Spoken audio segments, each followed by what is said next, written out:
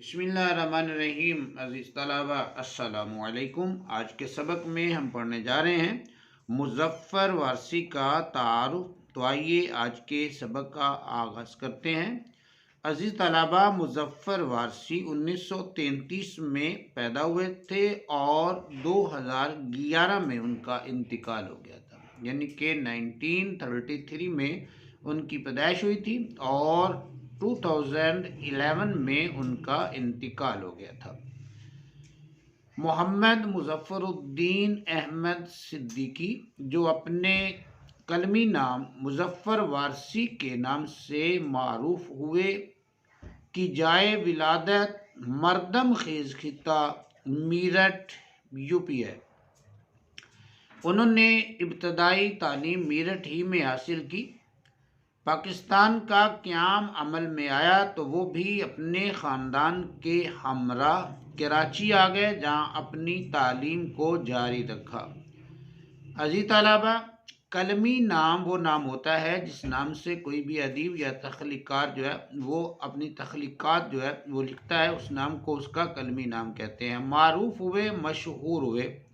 जाए विलादत वो जगह जहाँ पर उनकी जो है वो पैदाइश हुई थी। पाकिस्तान का क़याम, यानी कि जब पाकिस्तान बन गया तो वो अपने ख़ानदान के हमरा अपने ख़ानदान के साथ जो है वो कराची आ गए थे। अज़ीज़ तलबा, इसमें कुछ जो है वो शॉर्ट क्वेश्चन और MCQs हैं, वो भी हम देख लेते हैं। अगर जो है वो शॉर्ट क्वेश्चन या MCQs बनता है कि मुज़फ़्फ़र वारसी कब पैदा हुए, तो उसका आंसर होगा मुज़फ़्फ़र वारसी 1933 में 1933 में पैदा हुए थे। अगर शॉर्ट क्वेश्चन बनता है कि मुज़फ़्फ़र वारसी का इंतकाल कब हुआ था, या MCQs बनता है तो मुज़फ़्फ़र वारसी का जो इंतकाल है वो 2011 यानी कि 2011 में हुआ था।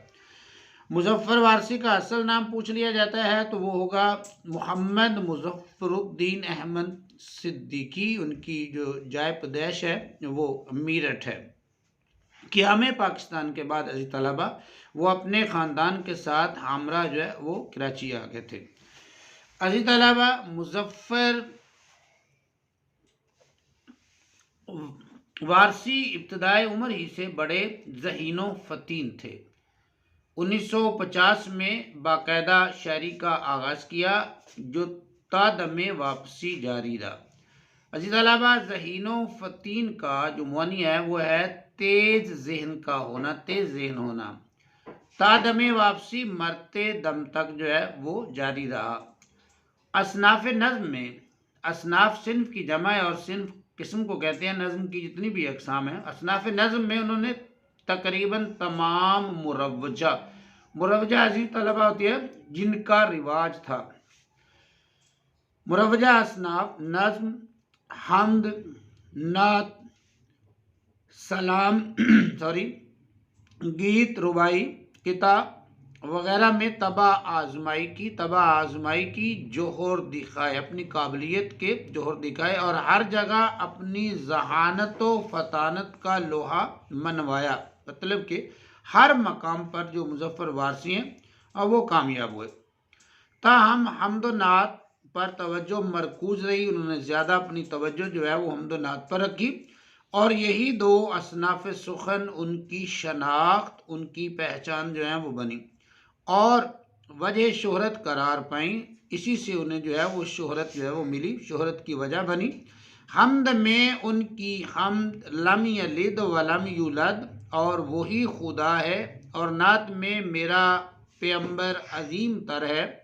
ज़ुबान ज़दे ख़ासो आम हैं, हर एक की ज़ुबान पर जो है ये हम्द लम यलिद वलम यूलद जो लोग जो है पढ़ते हैं इसको, और नात में मेरा पैगंबर जो है अजीम तर है, ये बड़ी मशहूर हुई हैं।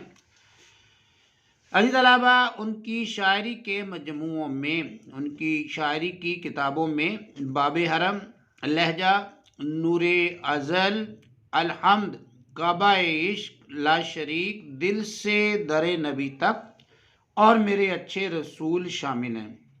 उनकी तमाम शायरी कुलियात मुज़फ़्फ़र वारसी की सूरत में भी शाया हो चुकी है। कुलियात कहते हैं अज़ीज़ तलबा जिसमें शायर का मुकम्मल कलाम, ऐसी किताब, उसकी जो है वो एक से ज़्यादा जल्दी हो सकती हैं, ऐसी किताब जिसमें शायर का مکمل کلام جو ہے وہ موجود ہوتا ہے۔